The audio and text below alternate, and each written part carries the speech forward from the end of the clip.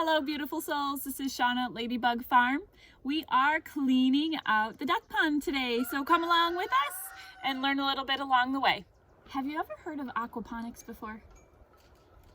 I used to work at an aquaponics farm, and it's a beautiful system where the fish are living and producing waste, which in turn feed the plants and provide nutrients to the plants, and the circle just kind of keeps going around and around and around and around. It's a beautiful thing that inspired us to start something that we like to call Duckquaponics. We went to the feed store a few years ago and my daughter saw some ducks, and some of them were still eggs and still hatching. She asked the people at Aberdeen Supply if she could see one, if she could hold one, and they said, please have them, please take them home. So we brought them home.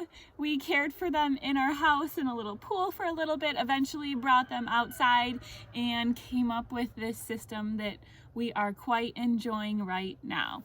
So right now we have 3 ladies over here.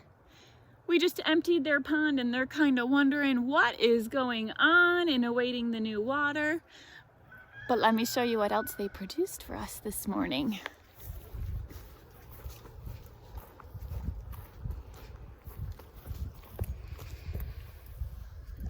So right here, next to the lavender, the mulberry, the blueberry bush, 3 beautiful eggs. Thank you, duckies. They are seasonal layers, so we typically get eggs in the springtime. That's the most abundant time, and they tend to back off a little bit in their egg production over the winter. But back to where we came here for, we are cleaning out the duck pond today, so let's take a peek at that.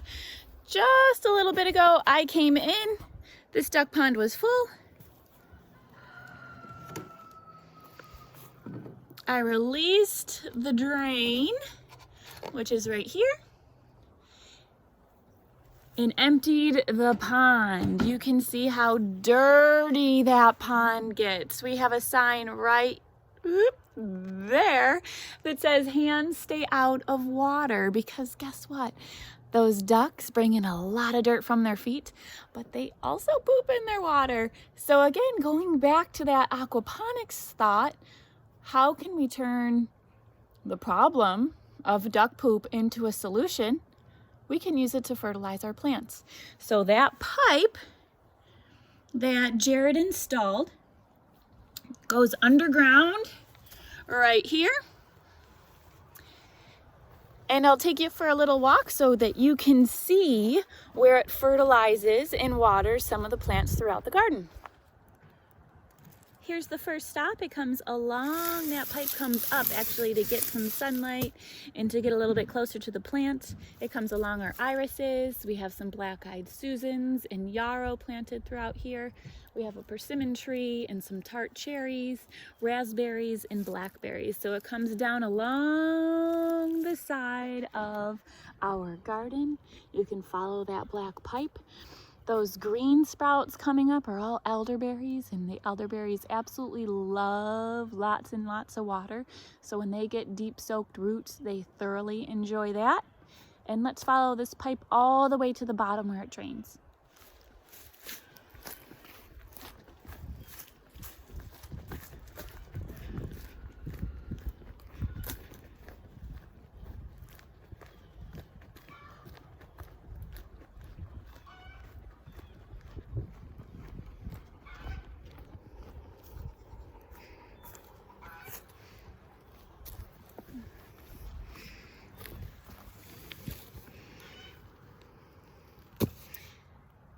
Okay, here's the end of our drain, and we are in our apple orchard.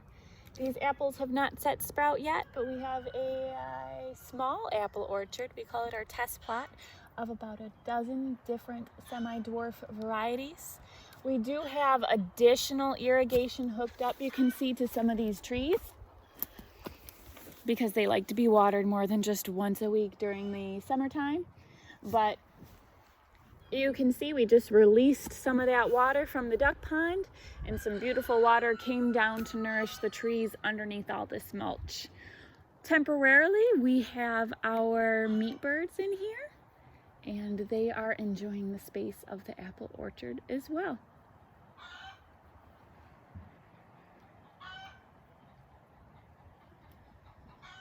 Okay, we're back. It's time to do the super fun part and clean out this pond.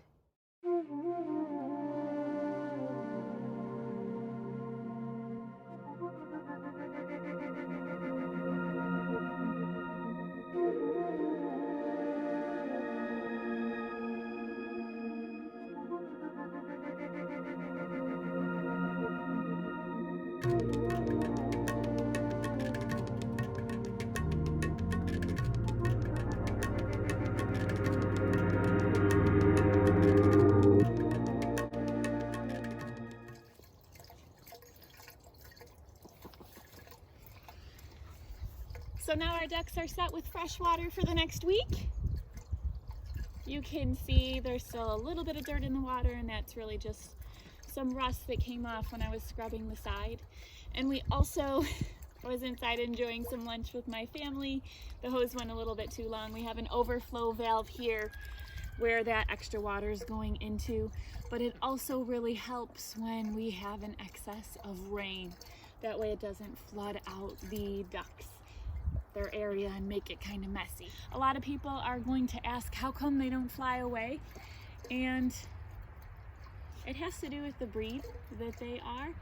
They are a dual purpose bird, which means some people raise them for eggs, some people raise them for meat, which makes them a lot heavier than the wild ducks and unable to really fly away, and they just enjoy it here. So as we mentioned with them being pets, this is a big part of our program that we have here at Ladybug Farm. We always have the kids out here almost every day feeding the ducks. You can see them eating some food I just put on the top that floats in the water. With that being said about pets, however, and with that being said about dual purpose birds, we have processed some of our males. We did have a couple males last year that were really beating up on the ladies. They actually killed some of our ducklings, and they chased some of our chickens in here, and the chickens drowned.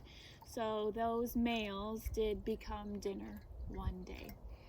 It's just part of how we stay sustainable here on the farm. But for this purpose, these 3 ladies, we've narrowed it down, and they are our pets. We absolutely enjoy having them out. Never thought we would. It was never part of our plan, but I'm very happy that it did become part of our farm.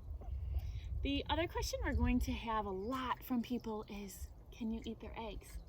And we honestly love the duck eggs because they have a much bigger yolk. So anytime you want to do any baking, I always recommend using duck eggs.